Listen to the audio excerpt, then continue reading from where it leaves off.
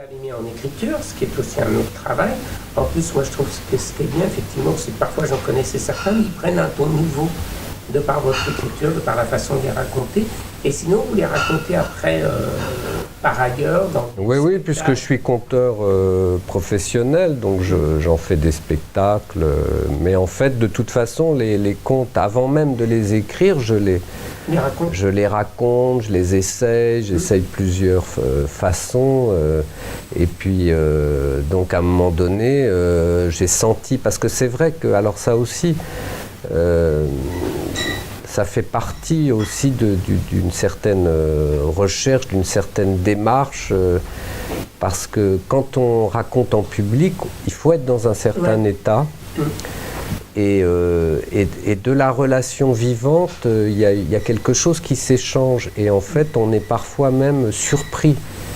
Parce que ce n'est pas des textes, même si on connaît bien le récit, et si parfois il y a si c'est un poème ou quelques formules qui sont apprises par cœur, qui ne bougent pas, on continue d'improviser sur la trame, on cherche parfois de nouvelles images, et on est inspiré à certains moments avec le public, la rencontre ce jour-là dans tel lieu avec cet auditoire-là, il y a quelque chose qui va nous traverser. Et donc on est soi-même surpris, presque en contemplation. Et puis après, bien sûr, à force de raconter un récit, il y a quand même des images qui vont rester ou des formulations qui vont rester. Donc ça vient enrichir la manière de raconter. Et vos contes, ils sont tous écrits, ou alors ils peuvent être oraux et uniquement à l'intérieur, et quand il faut les ressortir, ils ressortent. Ah oui, c'est ça. Oui, il y en a qui sont écrits que je ne connais pas par cœur, donc, donc en fait, c'est une réécriture permanente. Le travail du conteur à l'oral, c'est on se risque à recréer l'histoire avec cet auditoire. Et parfois, c'est assez magique parce que, comme je le disais, on est le premier surpris de ce qui sort, quoi. De ce qui nous traverse. Alors le prochain livre, ça sera pour quand, du coup ? Peut-être pour 2016, parce que j'ai un projet avec un ami avec qui j'ai écrit plusieurs recueils aussi dans cette collection, Patrick Fishman. Donc ça serait peut-être sur les sages artisans. Ah, ce serait pas mal, ça. Voilà, parce qu'il y a pas mal d'histoires initiatiques.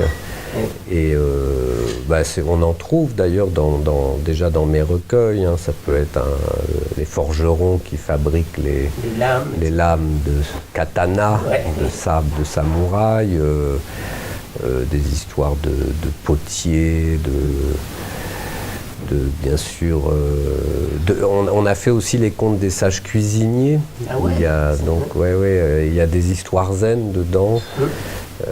Parce que la cuisine a une place très importante dans le monastère zen. Et puis d'ailleurs Dogen, donc le fondateur du Soto, voilà. Sur la façon de cuisiner, etc.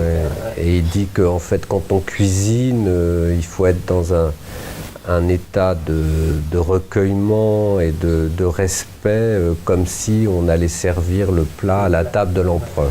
Voilà. Donc c'est aussi toute une manière, parce que c'est ça qui est très important, c'est que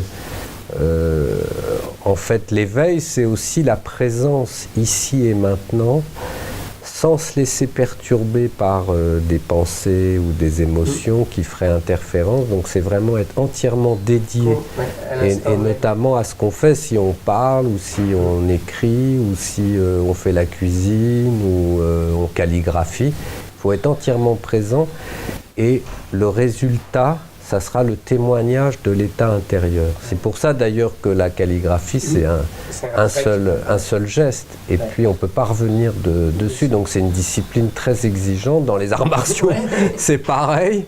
Parce que la cérémonie du thé aussi. Oui. Ben oui, parce qu'une fois que le thé est servi, il faut le boire.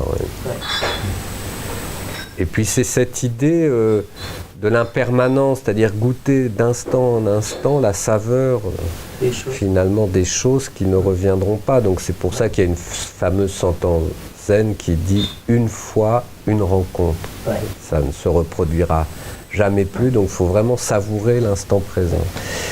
Dudek Shimao disait qu'il fallait qu'on retrouve à la fois l'expérience de celui qui avait fait les choses, mais en même temps cette espèce de première fois qu'on avait perdu.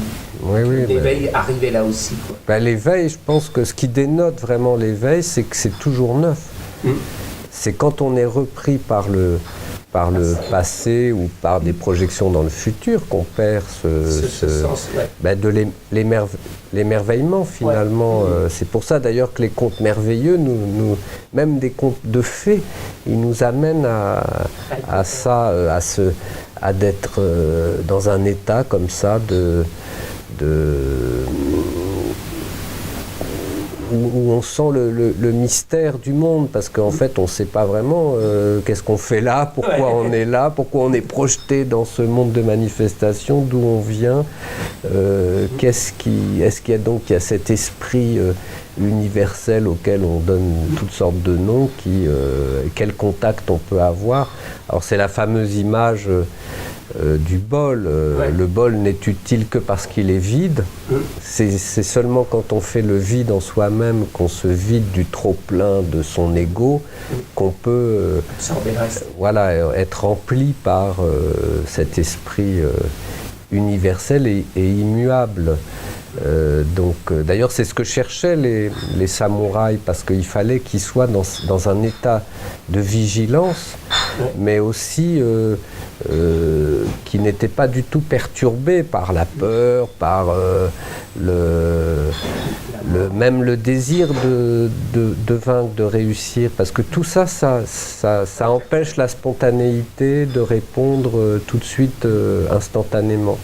Donc c'est pour ça qu'ils fréquentaient les maîtres zen aussi. Ils étaient très motivés parce qu'il fallait qu'ils trouvent cet état de ce qu'ils appellent le Fudoshin, l'esprit immobile, qui ne se laisse attraper par rien. Donc les grands maîtres d'arts martiaux étaient dans un tel état d'écoute, de réceptivité, qu'ils pouvaient sentir l'intention de l'adversaire, où il allait attaquer, et donc ils avaient quasiment presque rien à faire, et même ils pouvaient utiliser le mouvement de l'adversaire pour le faire tomber ou pour le retourner contre lui, ou ils sentaient qu'il y avait un danger là, donc ils ne prenaient pas le chemin, ils en prenaient un autre.